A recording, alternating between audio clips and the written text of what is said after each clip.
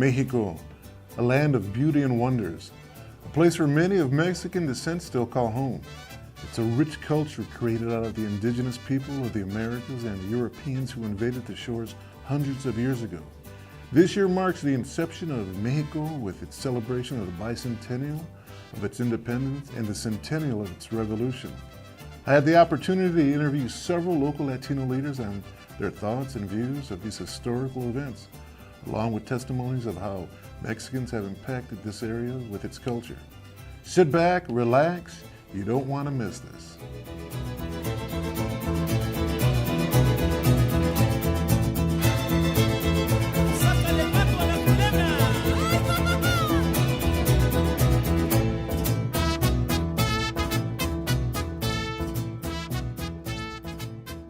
Raul Contreras, Associate Professor of Latino Studies at Indiana University Northwest. I've been here, held that post since 1994. I'm currently the chair of the Department of Minority Studies. The Mexican Revolutionary Struggle, which begins formally in 1910, is basically an attempt to pick up on what had happened there. And again, there's not going to be quote-unquote success, but again, in terms of what it teaches us for today, again, the lessons are just there if you want to explore it. I forget who I first read it, somewhere in grad school, you know, and again, you know, this is some individual, I can't even remember his name, you know, or her name, I can't, but there's a relative truth to it, and no matter what, even if it's not absolute truth, there's a relative truth to it. And what 17 years before the revolution of Mexico, a city along Lake Michigan in the state of Indiana would come to be. A diverse group of nationalities and cultures would make up this great city. This city is none other than East Chicago, Indiana. With immigrants coming from all over, Mexico was no exception. You're about to hear two father and son speak about the creation of one of the earliest Mexican businesses and the foundation of the most important social civic Mexican organization ever created in Northwest Indiana. He started the business in 1927, and he worked under V.F. Garza and Sons, but he was not incorporated at the time. He was like a sole owner. Then he incorporated later on, and well, he just developed this company the best way. In the 1940s, there was no mole, and it was real hard during the war to find any mole, so he used my mother's recipe and developed my mother's recipe in mole. My grandfather was born in 1890. He lived 20 years prior to the independence of Mexico. He, unfortunately, it would be nice to have documented what he did in that time, because those last 20 years would have been full of information. My understanding, my grandfather believed in natural foods. Today, we still produce the same recipes where, for example, the chocolate that's manufactured in the mole is all it has no preservatives, no colorings, everything's natural. And this was his belief in the way he created foods. The chorizo was an item that was very important as part of the mix of products. And these are the traditions I continue to carry on today. LULAC, League of United Latin American Citizens, is the largest and oldest Hispanic organization in the United States. This organization advances the economic condition, educational attainment, political influence, health and civil rights of Hispanic Americans through community-based programs operating at more than 700 LULAC councils nationwide. LULAC at one time had 2 councils here in East Chicago. I spoke with Gregorio Chavez about the founding of LULAC. I also spoke with the American Legion Post number 508, Emilio de la Garza Jr.'s Commander Rafael Perez, on bringing the American Legion here to East Chicago.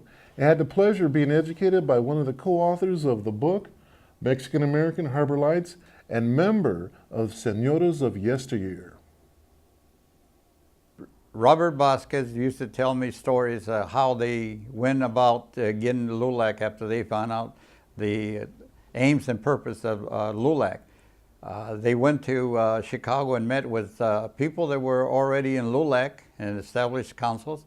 And then after that, they came and got help and established the first council here in East Chicago was 252 and 254. My name is Rafael Perez, President of Commander Post 508. I'm a 37-year member of the post. We got started back in 1972 was when we originally received our charter.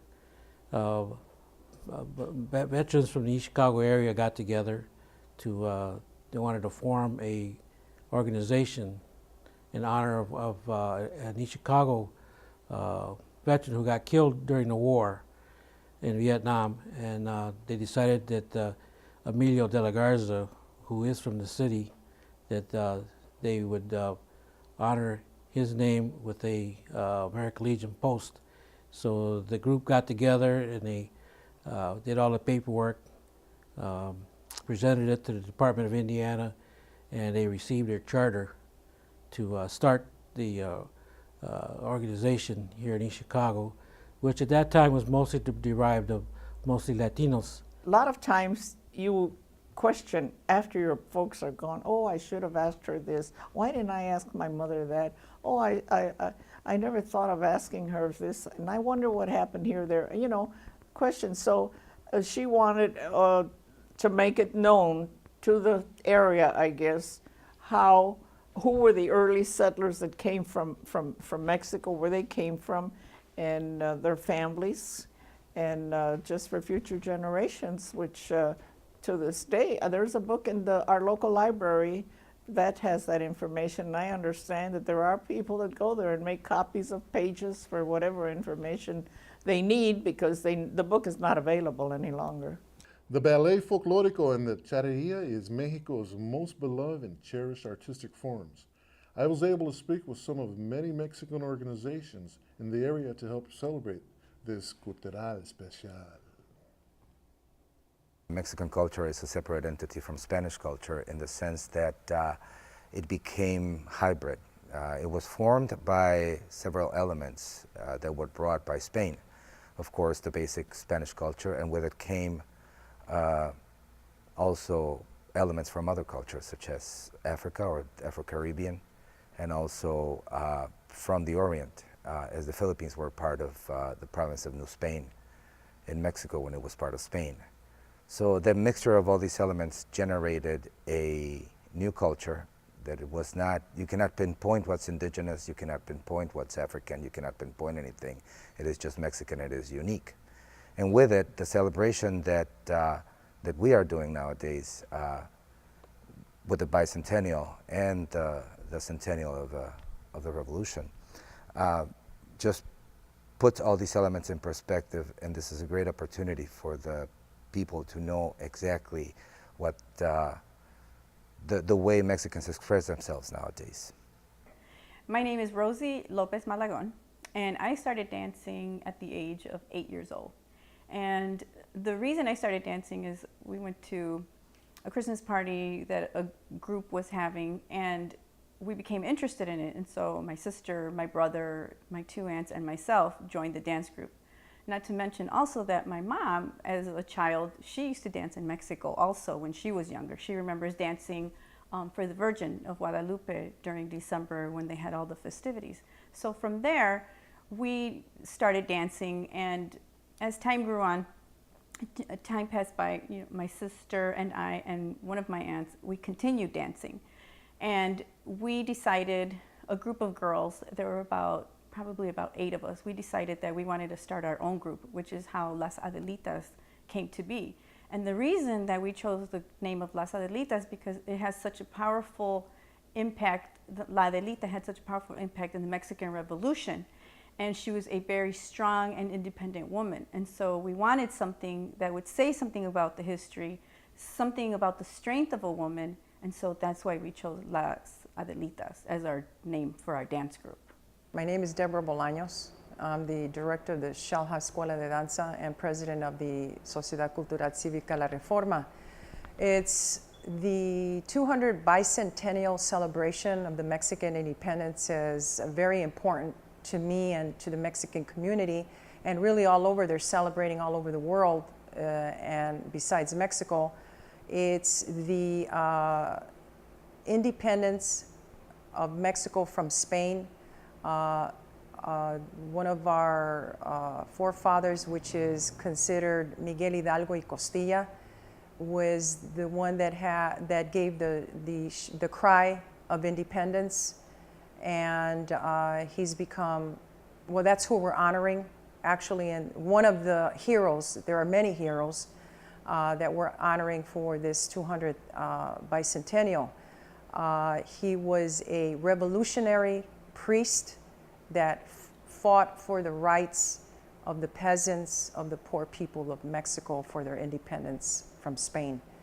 The 100th centennial of the Mexican Revolution of 1910 is a celebration of Emiliano Zapata, Pancho Villa, many revolutionary heroes that also fought for the rights of the campesinos and the poor people against the Mexican government. Yes, General Emiliano Zapata, he was an excellent horseman. He was a horse trainer. He always was dressed as a charro. And during, one day ahead time, before the revolution of 1910, he was actually a good charro. He did part of colas, and he knew how to rope and different things like that. And he was one of the main contributors during the revolution. He was the general of the South. Together with him and Pancho Villa, they were able to take the government down. Education is the key to prosperity for any group. Latinos are growing at such a rapid pace and constitute a vast majority of the population. We need to educate our young people so that they can be prepared for future jobs in this age of technology. These next two gentlemen are a testament to the benefits of higher learning. The Spanish teacher at Washington High School asked for a year's absence, and I replaced her for a year, but she didn't come back, so I remained as the Spanish-English teacher from then on. And I was the first high school teacher of Spanish descent to teach in East Chicago. You know, when you ask those three questions about those three events in Mexican history, I wasn't even born at the time yet, so all I could tell you is the things that I read about, heard about, talked about with other people concerning the Mexican Revolution, and wasn't much. Although my mother, who has just had a book written about her by my brother and my sister-in-law, and it just came out, deals with the fact that she was born and raised during that period of time. And I believe she came over to this country when she was 11 years old. But it was during that time of the Mexican Revolution when she was born and being raised in Mexico, state of Guanajuato, by her mother, who was my grandmother. And she, you know, some of the moments that I appreciated and shared the most in my life were moments when I had the opportunity to sit down with my mother or my grandmother or both, and they would talk to me and tell me about their experiences during the Mexican Revolution. The Mexican culture's numerous traditions and customs have permeated into the United States of America, and its vivacious spirit continues to grow. Thank you for joining and celebrating Mexico's bicentennial of its independence and the centennial of its revolution, and most importantly, celebrating our heritage.